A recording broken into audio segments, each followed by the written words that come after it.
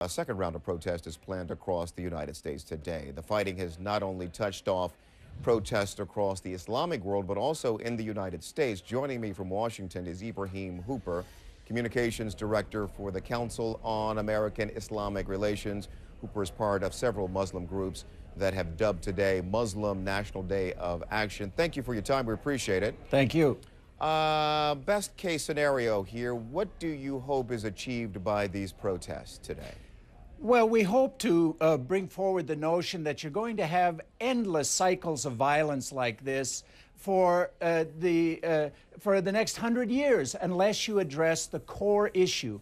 That's dealing with the legitimate aspirations of the Palestinian people. So far, for the last few decades, America has done nothing but side with the most extremist wing of the Israeli political spectrum. We need to be a neutral party. We need to offer good offices that recognize the rights and responsibilities of all parties in the region, not just what is perceived to be in Israel's interest. In your view, tending to the aspirational desires of the Palestinian people, does that also include making Hamas irrelevant in the region?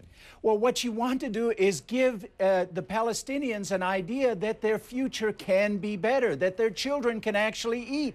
Can you imagine right now in the 21st century that we have a situation where there is a blockade keeping children from eating in any part of the world, and America is supporting that blockade? It's outrageous, it's illegal, it's immoral, and it's against international law.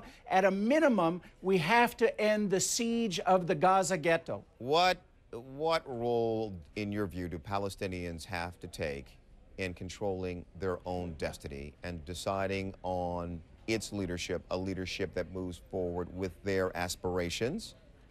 Again, until you have a normalized situation in which people can live normal lives, you're going to have these endless cycles. All right. And we're in an endless cycle now. So who brokers that? Who makes that happen? It's not just the United States. It's also other members of the international community. It's also the Arab states as well. Well, the international community is speaking out loud and clear. They want this Israeli aggression to stop. It's the United States that's giving the green light to the Israelis, and as long as the United States supports one side over another. Got you. I'm sorry for interrupting, but we just told a story about the Arab League coming together and meeting.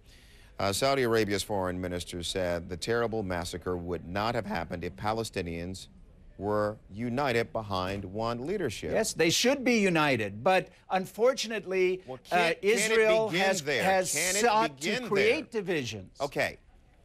Can it begin there? I understand what you're saying, but can it begin with Palestinians coming together for Palestinians? Yeah, definitely. The Palestinians need to come together and end their internal bickering and present a united front that can say, here's what we want to do to go forward so that the rights of everyone in the region are protected and that there's a better future for all people that we can all move towards and get out of these endless cycles of violence. And will that be part of the message today at these protests? Yes, we're calling on the Bush administration to adopt an even-handed approach to the Middle East, and also President-elect Obama, who's been relatively silent on this issue, needs to come out in terms of changing policy. Because if we adopt the same policy we've had for decades, we're going to see the same result for the coming decades. Ibrahim Hooper is a communications director for the Council on American-Islamic Relations. We appreciate your time. Thanks. Thank you. And Happy New Year to you.